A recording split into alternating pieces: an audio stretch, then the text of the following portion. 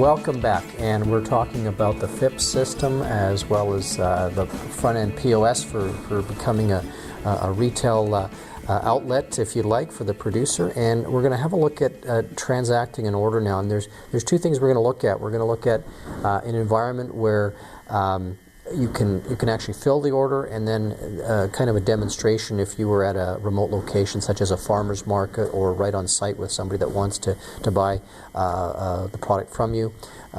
We'll show how that works as well with the iPhone application and the card reader. So let's move over here to the sales overview screen, and I'll let you take it from there. Yeah, so go to the create order, the blue button in the corner. Mm-hmm.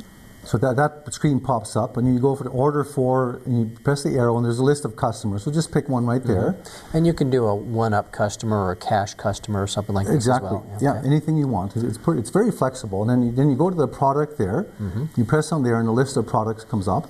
And you put down the arrow. And let's go to not minute steak, but let's go to stew meat right there. Okay. Okay, so we go to stew meat, and then when order, let's put a quantity of 10, something like that, something simple. So 10 kilograms were ordered. And you can also change this to pounds too, or ounces, or grams, depending on what your configuration is. Exactly, Okay. Whatever you figure in there. So then go to the bottom of the screen, and then press the save and approve. Okay. There's two options there, but we'll just we want to keep it pretty simple here. So what you have here is pretty much a preview of the invoice. A preview of the invoice, and then it can still be changed now, and later on we'll go back and we'll save the invoice, and then it can be emailed or whatever you want with the invoice. Okay. So go back to the sales overview screen, and now I'll go to my... and now it's in outstanding orders. Now it's in outstanding orders. So something has to be done with this. So there's a workflow process in this.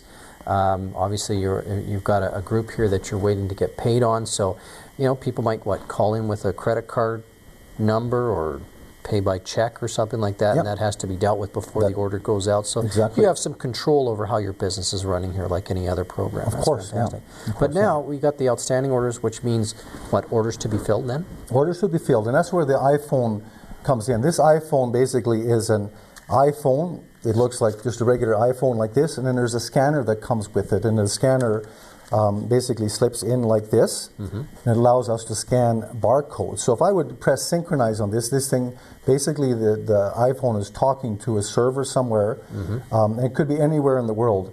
All of a sudden, my fill order, there's a red button that came up on fill order. If I press on that, then the order that he just put into the computer now is on this. So people can't see it, but there it is, Ariol. There's the order right there. So we're seeing it in two locations like we expect. So now you've got that information transferred to somebody in a remote location. Might be the order picker, might be a delivery driver. Exactly. Might be somebody who's selling at the farmer's market or whatever. Exactly. So I would take now, I want to fill this order. So basically I have a simple barcode here with stew cubes on here. I scan it. The iPhone asks me for the weight, and I remember it's 10 kilograms, so I fill in 10, I press done, I press save, the order is now, I press save, we go back, we synchronize, and now it basically comes back to the computer. So I'm going to go back to this screen here, and I'm just going to refresh this because it's old data, and we'll see what pops up here. This is a real-time example, so we're just holding our breath here. Yeah, so now basically click on that order. Okay, so it'll ask us for an invoice. So now we can still do something. So now if we press the invoice button, now that order is been scanned, it's filled. Okay. Now we can invoice it. So it could be sent, emailed to the customer, it could be printed and shipped, whatever. Okay. And now if I go back to my iPhone and press synchronize, that blue button disappears and the order is filled. Okay, so now we've used that device as well. All right, so that's a great example, and what we have here with this type of sales system is these orders can also come through the shopping cart system that we saw on the first front end piece, so they can come either through that or in some cases, and we want to show this one as well very briefly here, you're at a farmer's market, or you're right there at the restaurant filling the order and getting a new order for something else that's on the truck. So show us how that would work. Yeah, there's a whole bunch of buttons on here, and I'm just going to show you that we have one called Quick Sale, And that was designed for a farmer's market. You have a whole lineup of people there, so you have to be quite quick. So this guy is, we got ground beef here, stew cubes, and minute steaks that we're ordering. We save them, and then we just basically press OK, and it's done. So, and how do they pay for it? They can pay with a credit card, they can pay cash, whatever. And even on the back of this iPhone, there's a place to swipe a credit card. So we go like this, we swipe it, and we're paid in full. So, and there's of course other devices that you can use for credit card reading, but that one just happens to be the one you have today. So Exactly. that's fantastic. Yeah, exactly. So then the sale is transacted. They get an email with the invoice in there, and if you had to, you could print out the transaction as well if you really needed to. Exactly. Right. Exactly. Okay. Excellent. So when you look at this whole system, where can somebody see an install of this? You said you've done 9 pilot projects now. Well, what we've done is it's been a pilot project, and basically get the bugs out of it and just to basically develop a system that works. So now we're basically at the point where it's going to be turned over to private enterprise. Okay. And we have a company out of Ontario called BioTrack, which is a company that's worked with livestock genetics, beef, sheep, that type of thing for many, many years.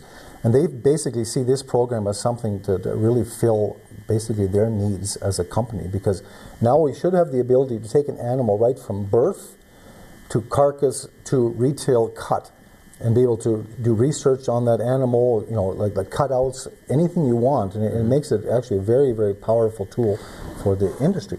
So you have some traceability built in, which we saw. If you're using your barcodes correctly, I think that's got to be the caveat. And then you don't have to be a barcoding expert here, do you? Of course. It's pretty straightforward. You're really just moving data around. And it takes this from the point of being a very complex back-end system to being very simple. Anybody can access it, which is, I think, a huge benefit. But more so, we're looking at getting that information to the right hands and transacting with the customer. So a very strong proposition. Exactly. Bert, thanks for being on today. You're welcome. To have you on again to talk a little bit more about this. So if you're looking for a retail application for your primary product, consider the FIPS program.